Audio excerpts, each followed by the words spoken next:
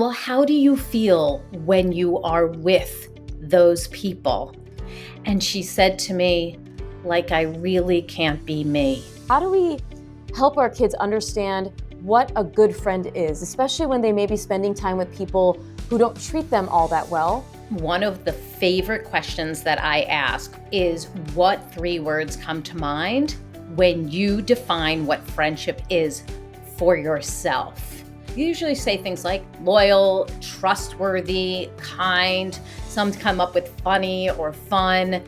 And then I ask them the clincher, which is, how well do your current top 3 friends adhere to your personal definition of friendship? And the pause and the silence, that's deafening. Welcome back to the Pete's Doc Talk podcast. You are watching this on our YouTube channel, which, by the way, is growing so much this year. So thank you so much for subscribing, for sharing this channel with everyone you know. I love being able to bring amazing guests to the conversations I have on the podcast, as well as my solo information I give on this channel. Today's guest is known as the Conversation Doc. Dr. Robin Silverman is a child and teen developmental specialist and author of the national bestseller, How to Talk to Kids About Anything. I love that book, as well as the host of the popular podcast of the same name. Her book has been translated into 13 languages and is now available as an audiobook. Dr. Robin is a co-founder of the Powerful Words Character System, which gives educators the talking points they need to help children become kind, responsible citizens of the world. She has appeared on The Today Show, Good Morning America, CBS Early Show, and Nightline, and has been quoted in the New York Times, Washington Post, Chicago Tribune, CNN.com, and many other publications. She lives with her husband, 2 kids, and fuzzy rescue dog who loves sunning himself on the front steps, even in the summer heat of North Carolina. Find out more about her book and herself at drrobinsilverman.com. And she is joining me today to talk about friendship, when it hurts, bullying, boundaries, and self-worth. And I'm so excited to have you on the show. Thank you so much for joining me today, Dr. Robin. I'm so thrilled to be here. This is going to be so much fun. Well, I was so excited to find you. You know, I love this platform, being able to share the voices of so many on the show.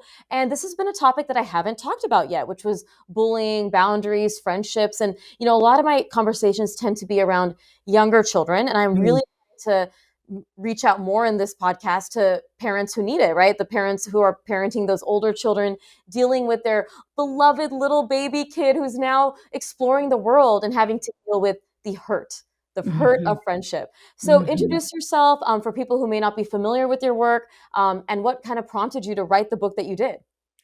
Well, I'm Dr. Robin Silverman. I'm so excited to be here. Yes. And I'm a child development specialist, and I really concentrate on how to talk to kids about tough topics. I like to give scripts and tips because I really feel strongly that we all need a place to start. And even though the exact script is going to be different in your own home, we all need the words to get started. And we often put barriers in our way. I don't know what to say. I don't know when to say it. And I fill in those gaps. So I did write the book for a particular reason. You know, sometimes you think back and you go, why did I go through that? And then you realize that had you not gone through this situation, this tragedy, you wouldn't have triumphed in the direction that you did. So let me take you back to 5th grade. Usually I get a groan at that time because everybody knows that 5th grade it's a turning point, Yeah. and it's a touch point for a lot of people. I was stuck in a 3-person friendship sandwich. And we all know that when that happens, one of those pieces of bread usually gets squished, and that piece of bread was me. So the other piece of bread wore red high top sneakers. She had a swishy ponytail, go back and forth down the hall with confidence. And she was 3 inches shorter than me. And she held so much power. She did not like sharing the meat of the sandwich, the bestie. And that bestie was bowled over by her power. So she became my weekend best friend. And during the week, she ignored me. And it didn't just stay within that threesome. It actually spidered out into the entire grade, so that on when I went out for recess, I was completely on my own. Everybody else was up on the hill whispering, talking, pointing, and I was kicking little pebbles on the blacktop while the aides looked on, and they did nothing. They just spoke to each other. They did nothing. And I don't think they knew what to do or what to say. And inside wasn't much better. The teacher didn't know what to do or say, but what she did do was she called a meeting of the entire class and sent me to the library, only underscoring that I was going to be completely on my own in this. After 20 minutes, my weekend best friend was sent to get me, which was a very odd choice as it was. And I remember feeling so alone as she walked in front of me into the classroom. There is nothing that can make a child feel more alone than having 20 pairs of eyes staring at them, waiting for them to mess up or cry. And when I walked in, the teacher said, "You have the floor. What do you want to say?" And I just thought, what do I want to say? What do you want to say? Because I'm just the kid here. I have no idea what to say. My mom at home would hand me tissue after tissue. I was crying. She didn't know what to say. And what I realized was I needed somebody to tell me I was enough, that these weren't my real friends, that I wasn't a failure, and that I could move on from this. And so I put all of that in the book, not just in the friendship chapter, but also in the chapter on body image and self esteem and confidence, also in the chapter on failure and mistakes. Throughout the book, it is the impetus for me to become a child development specialist and give the words to the adults that I wish they had when I was a child.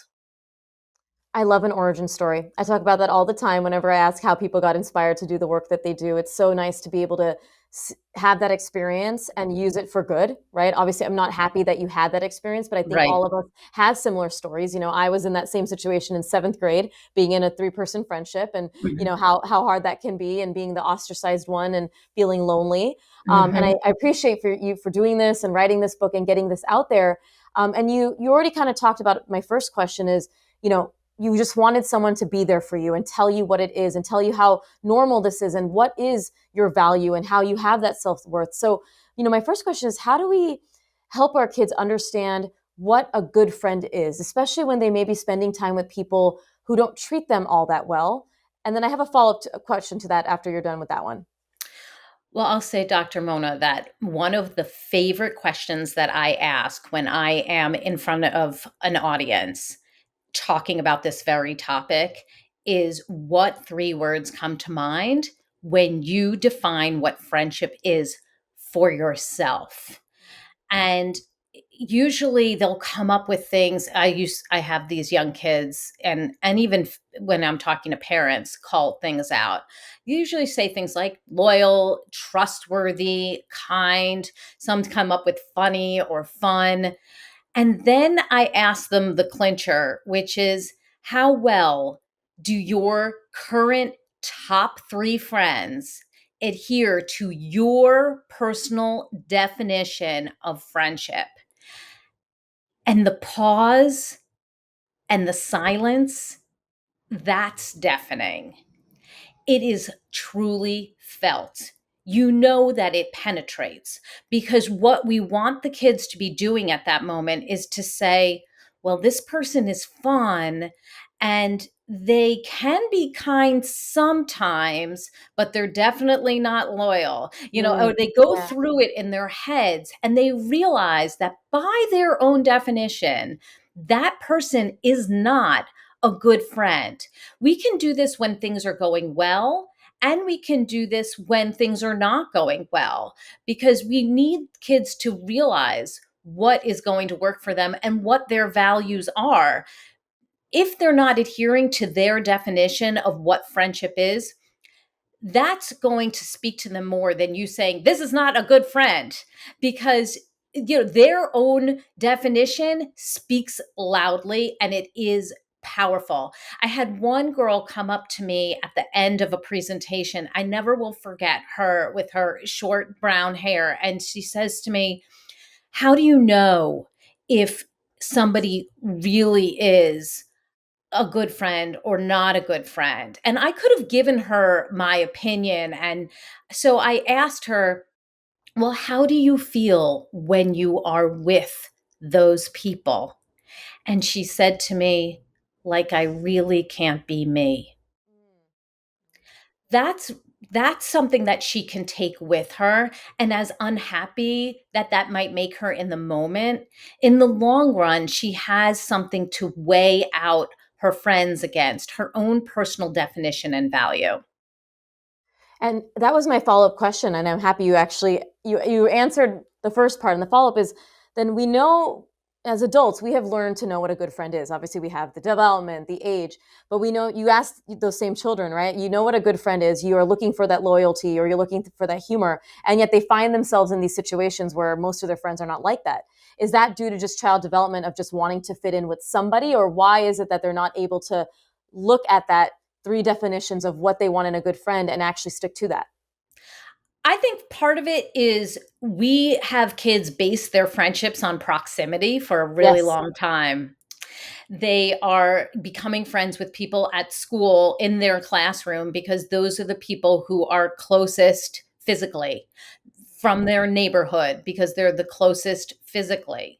And that doesn't always work for our kids. We have a real artsy kid who's hanging around with a bunch of kids who are really athletic and don't appreciate her artsy side, then she may not feel fully herself and like she can fully express herself.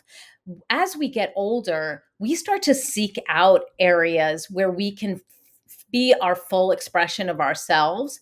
So parents need to be asking questions, not lecturing, but actually asking powerful questions. One of the tools that I love to use, those asking powerful questions of, which friends do make you feel the most like yourself, or who can you trust even when things go wrong, or which friendships make you feel stronger, the most like yourself, not smaller, like you have to hide a piece of yourself.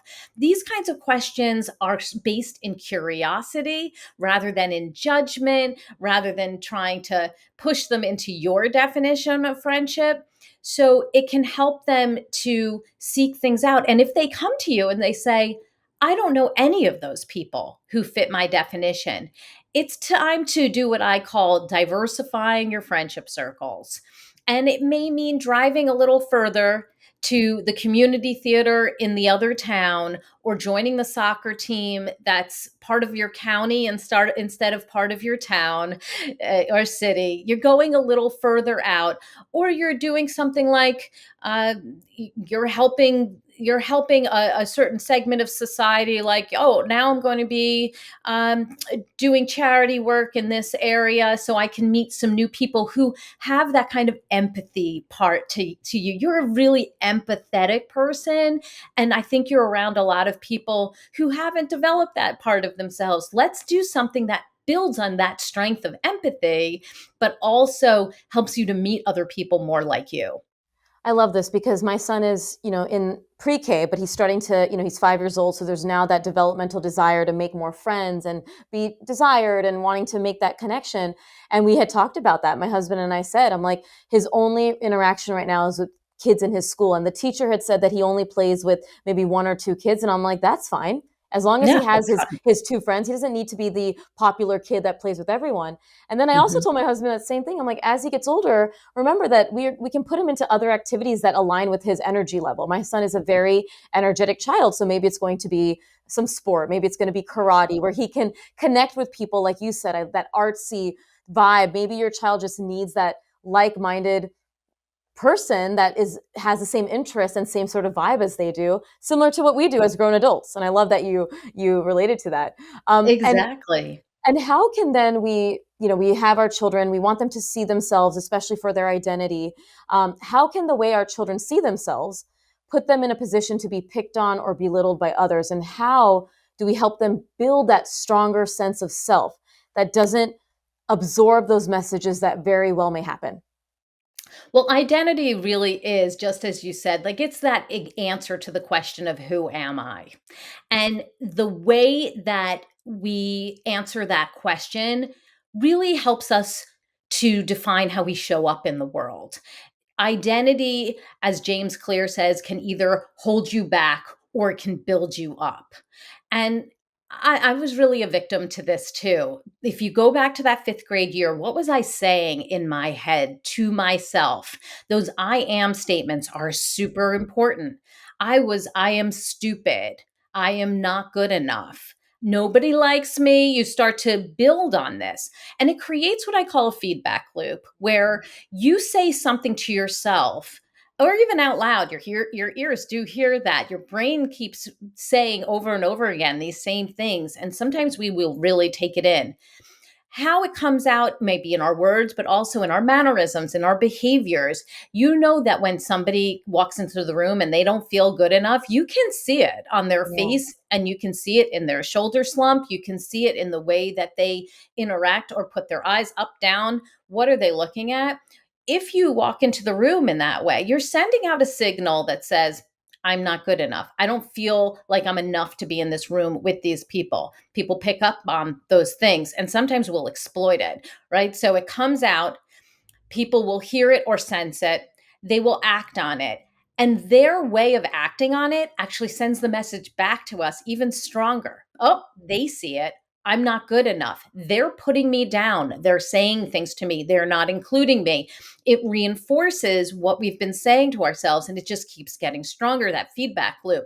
So you need to go back to the parent in this or the teacher or the coach, and that person needs to be able to help that child redefine their I am and redefine it in terms of strengths, not where they fall short, but their strengths.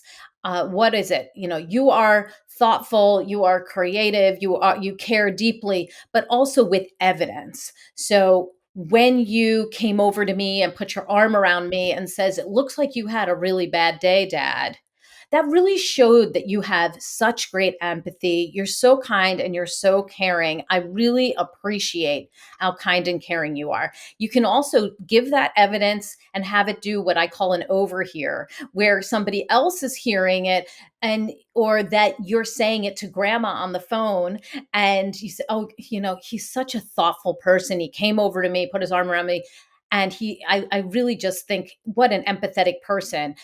And he's overhearing it. He doesn't know that you know that he's there, but it says it in a way that sounds like, well, that must be the truth because she's not even saying it to me. We model self acceptance and we understand that we make mistakes. I messed up today. I yelled at my friend today. I totally messed up. I yelled at my friend because I was so frustrated. My car broke down. I was so stressed out. And now I have to go apologize and I have to, say these things because I am a kind person.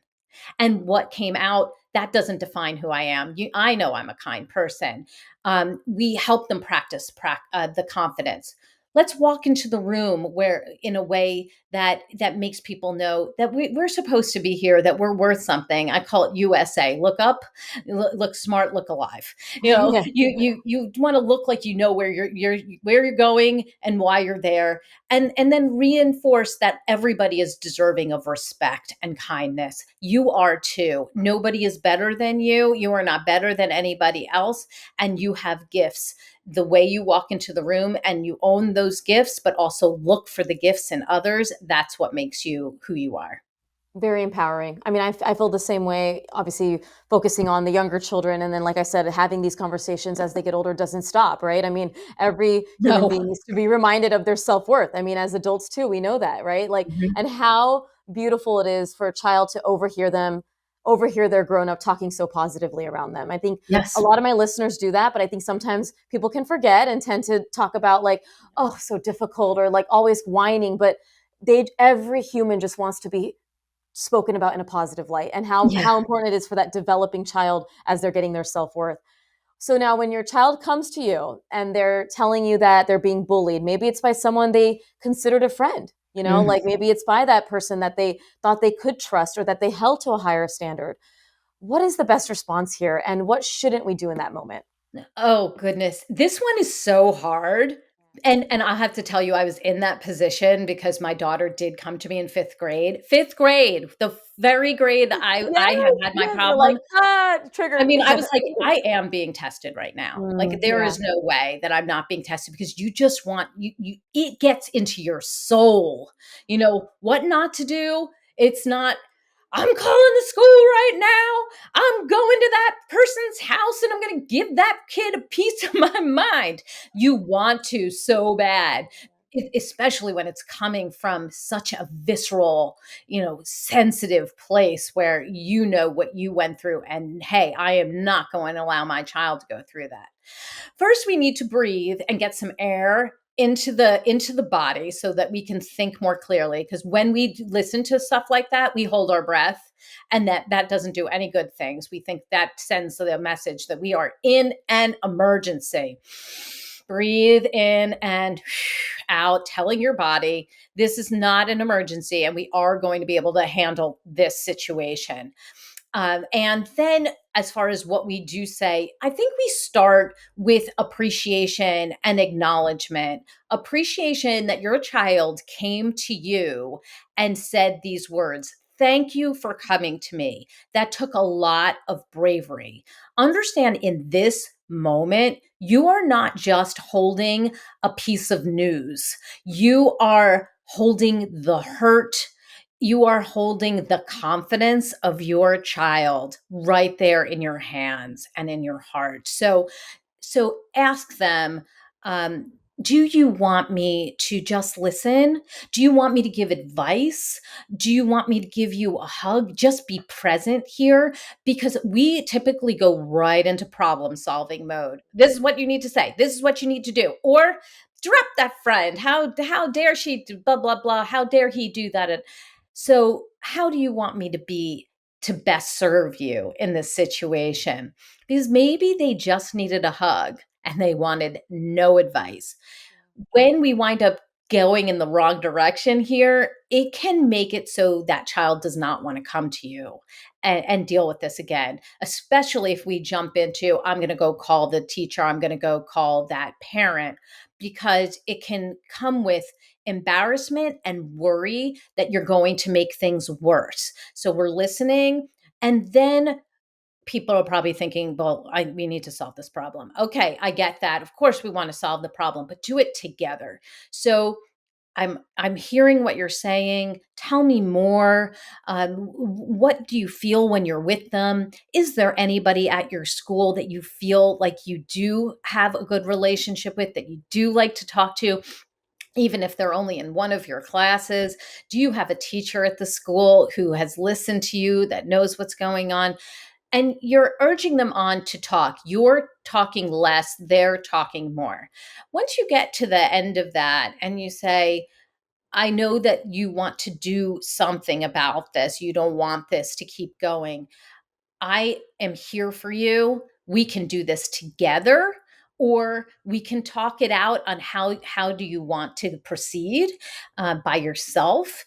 Or if you say to me, I want you to call the teacher and talk to her, you might say, I'm happy to do that. Let's talk about what you'd like me to say. Or you might say, how about we meet with her together, so that everybody's on the same page, and that you're there as a support system rather than the bulldozer that gets everything done and throws everything off in the path. Oh, I love that. And also obviously approaching it with that collaborative effort and not starting off with, well, I'm going to go do this. I had the similar situation, like I said, in 7th grade, where someone I had been friends with for a very long time wrote me a letter that they no longer want to be friends with me, and they just hid it, Oh, they gave it to me. I was so sad. It was at the time where, like, you're really trying to find your identity, right? We talk about the yes. identity shift that's happening in that pre-pubertal 5th grade to 8th grade. I mean, it Whew. is so much going on. And then you switch to a new school from 6th grade, where I was at. 7th grade started. This person who you trusted, who you thought you had a relationship, and the new friends that they made were like, we don't want you in our group. And you're like, Ugh. well, now what? Right? I remember going home, and my mama be mom which I love. I adore her. And obviously she did that same thing probably, that happened, was like, I'm going to call her mother. Like, how dare she treat my kid like this? And at Hmm. that time I was like, okay, but I love reflecting. And as you're hearing it, I'm like, that was fine. Like in the sense that I'm like, okay, my mom's protecting me, but what do you need? Or maybe I want to just remind you how much you're valued. Like again, building up that self identity. Hmm. Do you think that's an appropriate time, like maybe after the dust settles, to talk about how much they're valued when they're feeling Mm. rejected? Or do you think it's better to wait? Or, we talk about that self identity and self worth piece. I think that there's always a good time to talk Yeah. about that, to recognize your child's strengths, to recognize your child's value, their worth. You can use it in your own lens. I know that when I've been treated like this in the past, I've felt like I'm not good enough, and nobody cares about me. And I just want you to know I am 100% behind you. You can always rely on me to be Yeah. there. And even while you are going through this tough time, I see your strength. I see your perseverance. I see your kindness. I see your big heart.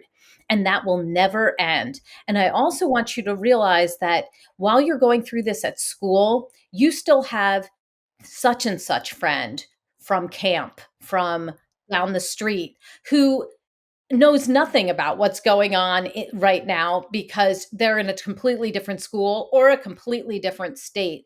There are people who care about you and only want the best for you, and they see you, they hear you, and you are worth something every single day, no matter how this person is treating you right now. I'm feeling warmth. You're healing a little bit of that little girl in me also while we talk about this, but such important value of that self worth.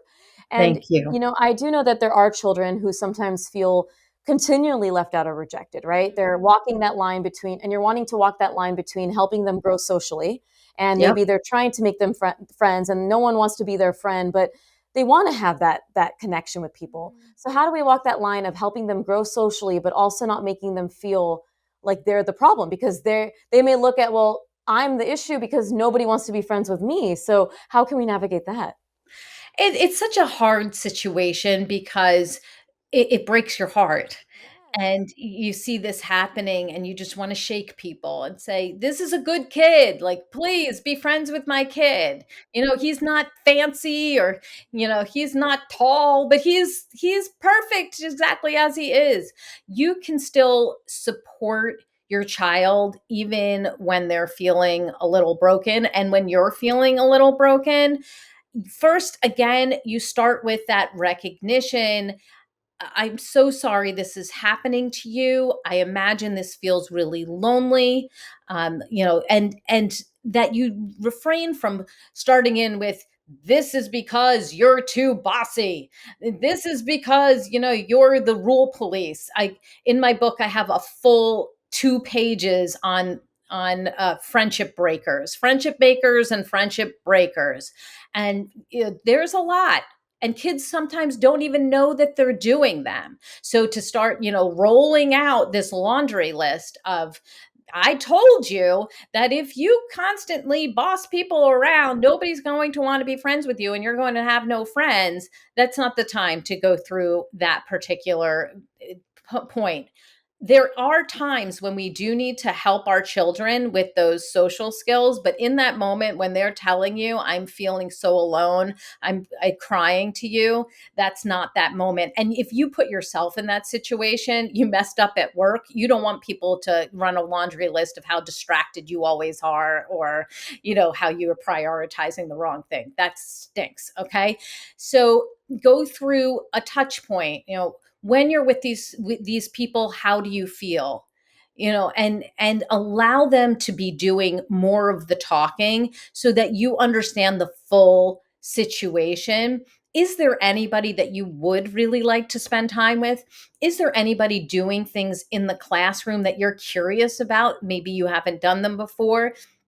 Is there somebody in the classroom you'd like to get to know? Because sometimes the classroom doesn't lend itself to all different kinds of children. Some children are more one on one children, and they need a little bit of a head start. That head start comes on the weekends, on the holidays, when you can make a connection and say, hey, I'd like to, have my child get together with Sam. And so you call Sam's mother and you make a time when that child can get together with Sam one on one at a neutral location like a park. And they get to know each other without any of the distractions, or any of the politics that are happening in the classroom, the hierarchy. And they make inroads so that when they come back to the classroom, they're in a different space. That's again that diversifying your friendship circles in a little bit of a different way. Yes, go to the town next door. Yes, you go down the street, but you also can dip into the friendship that can be possible within the classroom, but just in a different way so that they're outside of the 20, 30, 35 kids that are in there. I love this conversation. I could have you back on again to talk about other I would things love it. related to, different aspects of relationships. And I think again, this is so important because not only is it important for the parents to know what to do with their children, but also we all as adults feel the same way sometimes when we're making friendships and that mama bear can come out. I loved what you talked about in terms of how we approach things in the moment and how it is natural for the parent to feel protective over this little child that you were responsible for, that relied on you, and now in a very healthy developmental stage is now trying to form different attachments with other people, their peers, and all we want is them to be loved as much as we love them. And I think Yes. that can feel so hard when you're like you said perfectly, you're like, love this kid. This kid is funny and it doesn't matter. And like you just want to do that, but at the same time, you gotta rein it in and really look at that kid. You brought Mhm. up something so poignant to me about the blaming, right? You talk, and I had that done to me and my husband as well. We tend to grew up in a household, both of us that was very blaming when things went wrong, right? Like, well, what did you do? Like, and I grew up with that mentality. I grew up with a very people pleaser sort of. Well, I'm the problem because if a relationship ends or if I do something wrong at work or make a mistake, I was the one who caused it. When in reality, sure, that could have happened. It could have been me that I said something, but in reality, it's like, is that the time to say that? Probably not. And let's build up the self confidence and self worth, and then teach. Well, is Yes. this a pattern? Like, are you always yelling at your friends? Mhm. Maybe we need to talk about your yelling because it's not Right. nice. Yeah, but I love that. I love that you're reaching, our listeners to a place of compassion before we actually try to teach, and that is so important in all parenting. But Dr. also know, Yeah, Dr. Mona, like I always like to tell parents that even if it is a friendship breaker, like what you just mentioned, that is a social skill problem, not a character problem. And that is different. We can address the social skill, but if you're saying this is who you are, that feels much less likely that they can change. We need to help them like you have to understand that somebody who's like really bossy, they have being assertive down. That's great, but they need to learn the social skill of exactly how to couch how they're speaking to their friends, and that you can do. So know that it's not all negative even when you're seeing something come out in your child. Dr. Robin, you've already given so many pearls, but what would be your final uplifting message for everyone tuning in today? I will say the same thing how I end my podcast myself, because I feel that parenting provides the ultimate do-over. So if you're hearing something today and you're like, that's not how I handled it, I totally messed that up, or I didn't have that conversation with my kid, I shut him out or I shut down, then you have to know that anytime, today, tomorrow, right this second, you can do it differently. You can take something that one of us said today and you can apply it to what the situation is. And even if I get this a lot when in my presentations, this happened 2 months ago, this happened 6 months ago, go back. 6 months ago, you came to me and you told me that this happened, and I did not handle it well because I was triggered. It reminded me of fifth grade. I was so frustrated that I did not sit and listen to you. So if I had the chance to go back, here's what I would want to say to you. Thank you for coming to me. Yeah. I really appreciate you coming out and saying this to me. I hold it in such high regard that you trust me with your words, and I will do better next time. I am always here for you. And anytime you want to talk about something sensitive, I'm here to listen, and I will do better every time. I'm still learning to be a parent, just like you're learning to be a kid, and I'm going to keep stepping up to the plate. Here, here. It never ends, and there's always a do-over, and I love that message. Dr. Robin, thank you so much for coming on today. Where can people go to stay connected, whether it's social, website? You tell us, and I'll be putting it in our show notes as well. Well, they can go to drrobinsilverman.com. It's Robin with a Y for a lot of that information. Social, I'm under Dr. Robin Silverman. I have two on Instagram because Instagram is so weird, and it's Yeah. doctor with a dot after it, and with a not dot. I'm on Facebook under Dr. Robin Silverman. So please come and follow. I do tons of videos on tips and scripts, and I hope that you and I will be able to do this again, and you can come on my show, and we'll be having quite a lot of back and forth. And remind our listeners, your show name is the same as your name. What's the name of the show? How to Talk to Kids About Anything. Yes, about your book. And Yeah. that's my book. My book is Yeah. this nice red book right here, So How to Yeah. Talk to Kids About Anything. Well, I am so grateful we could connect today. Thank you again. I will be attaching all of her information in the show notes. But again, Dr. Robin, thank you. Thank you. And for everyone tuning in, I know you probably love this episode, so please make sure you hit that thumbs up sign, subscribe to the channel, and share this episode, whether it's the audio, whether it's the video, so more people can get this message, learn about Dr. Robin. I am so privileged to have the most amazing guests on the show that continue to empower us as parents, and Dr. Robin is no different. So thank her again, and make sure to check her out. And I cannot wait to have our next guest on next week.